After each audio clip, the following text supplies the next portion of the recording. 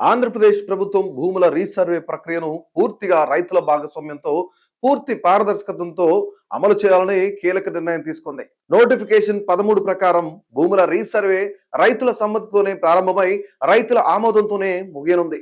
నోటీసులు జారీ చేయడం నుంచి భూములు కొలతలు వేయడం, హద్దుల నిర్ధారణ, భూమి హక్కుల ఖరారు అంటే రికార్డ్ ఆఫ్ రైట్స్ ROR పట్టాదారు పాస్ పుస్తకాల జారీ వరకు ప్రతి దశలోనూ రైతుల పాత్ర తప్పనిసరిగా ఉండేలా ప్రభుత్వం స్పష్టమైన విధి విధానాలను రూపొందించింది. భూముల కొలతలకు ముందే KYC ఆధారంగా రైతులకు వాట్సాప్, సాధారణ మెసేజ్ల ద్వారా ముందస్తు సమాచారం అందించడంతో పాటు భూమి కొలతలు చేపట్టే తేదీ, సమయాన్ని కూడా స్పష్టంగా తెలియజేస్తారు. సర్వే పూర్తయ్యాక ప్రతి భూమికి ల్యాండ్ పార్సిల్ మ్యాప్లు తయారు చేసి గ్రామ సభల్లో రైతుల సమక్షంలోనే వాటిని ప్రదర్శించి వివరాలు చదివి వినిపిస్తారు.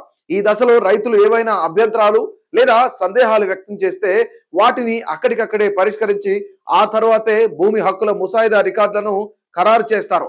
ఈ మొత్తం ప్రక్రియను వేగంగా ఖచ్చితంగా పూర్తి చేయాలనే ఉద్దేశంతో రీసర్వే కాలాన్ని 90 రోజుల నుంచి 143 రోజులకు పెంచినట్లు రెవెన్యూ శాఖ మంత్రి అనగాని సత్యప్రసాద్ తెలిపారు.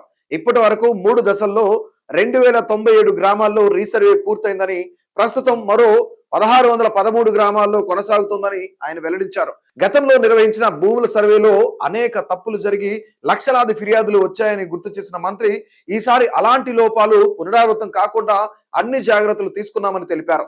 ఈ క్రమంలోనే కొత్తగా జారీ చేసే పట్టాదారు పాస్ పుస్తకాలపై రాజముద్రతో పాటు QR కోడ్ ముద్రించి దాన్ని స్కాన్ చేస్తే భూమికి సంబంధించిన రియల్ టైం సమాచారం వెంటనే అందుబాటులోకి వచ్చేలా ఏర్పాటు చేసినట్లు చెప్పారు.